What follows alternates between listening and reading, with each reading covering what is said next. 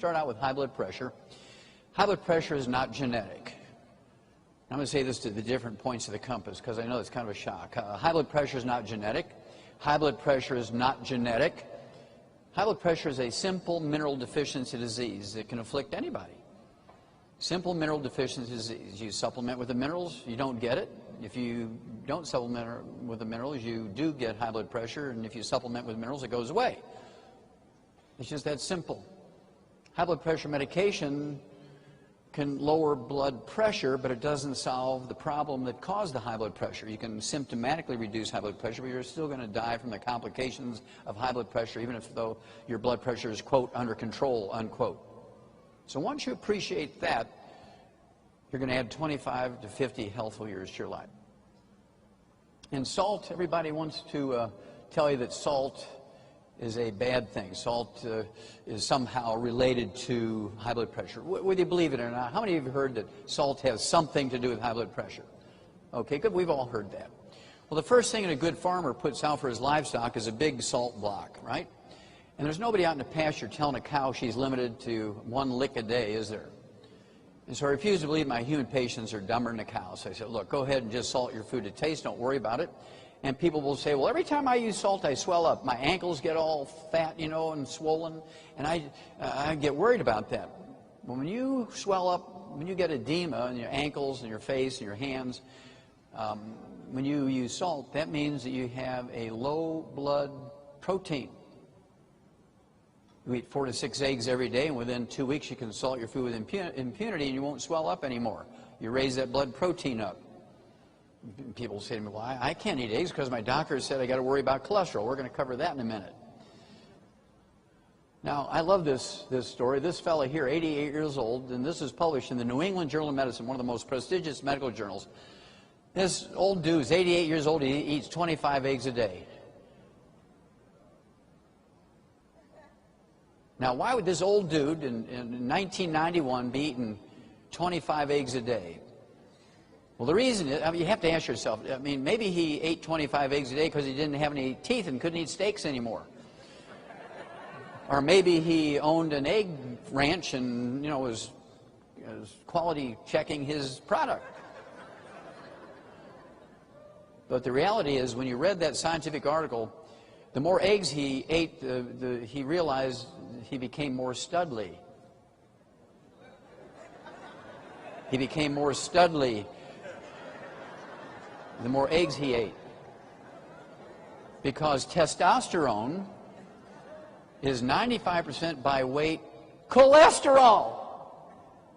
So, when you go on a cholesterol-restricted diet and you go from cream and butter and eggs and lard to margarine and cooking oils, and you take drugs to lower your cholesterol, there's nobody home.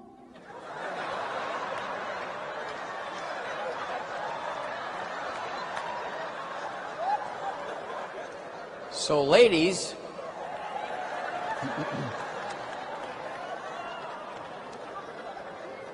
if you want your man to be studly, 6 to 10 eggs a day. Now, they cannot be fried. They can be soft poached, they can be soft boiled, they can be soft scrambled in butter, not margarine or oils. And I can tell you from personal experience, I'm 71 years old and 10 eggs a day works. Hooah!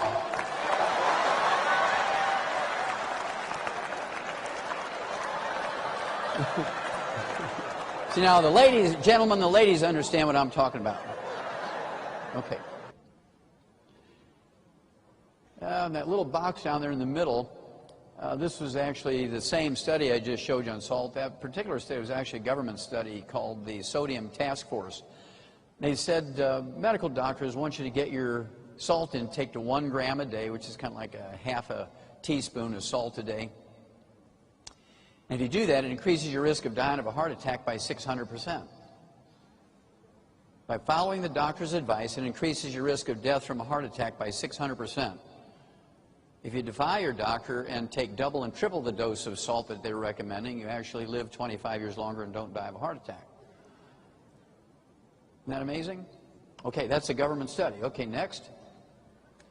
Again, for those of you who weren't here last night, this was a big study published in February of 1999 in Scientific American. Scientific American sent a group of genetic and DNA scholars to Nigeria. They went out into the forest of Nigeria, and their task was to find one black tribesman who had normal genes for blood pressure. They were going to take his blood and genetically engineer him and make a vaccine and come back to America and inject every black man with his vaccine to get everybody's blood pressure down to normal.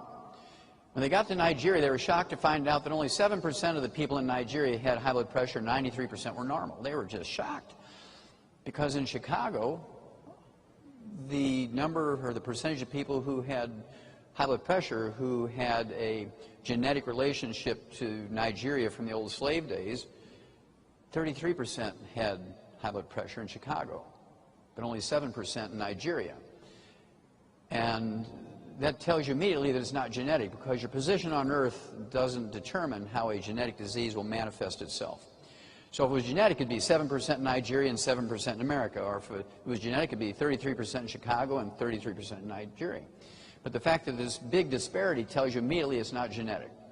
So what was the difference? Why these people in Nigeria were protected? Well, because they actually were primitive. They had no electricity, and so they still used wood for fuel to heat in their homes and cook their food. They would take the wood ashes and use that as a fertilizer, and wood ashes is a misnomer, because the stuff that's left when you burn wood for fuel is not really ashes. It's the minerals that the tree had picked up out of the ground. You burn the carbon, and these minerals are put into the gardens. The okra and the sweet potatoes and the onions and the tomatoes and corn take up these minerals. You eat those foods, you get the minerals in that fashion. Well, how many of you, raise your hand, how many of you live entirely out of a garden and never go to a grocery store anymore? Well, looky there. Okay, well, that's a big problem, as you'll see in a moment. Okay, next slide, please.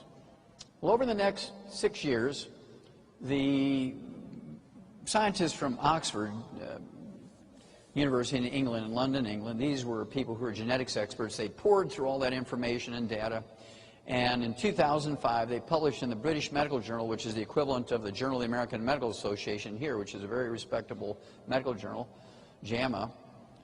They said in the British Medical Journal in January of 2005 that high blood pressure is not genetic. High blood pressure is not genetic. And so I want everybody on the count of 3 to yell hallelujah. 1, 2, 3. Hallelujah! It's not genetic! Which means you can control it. You don't need permission from anybody. You can control it just by supplementing with the Mighty 90. And that's it. You learn how to take your own blood pressure, and it slowly goes away over a period of a month or two. I've had people who were on blood pressure medication for 40, 45 years, and in 2 weeks' time, they don't have high blood pressure anymore. They go back to a normal life. Men get sexier. They don't have that, low T and ED and all them initial things.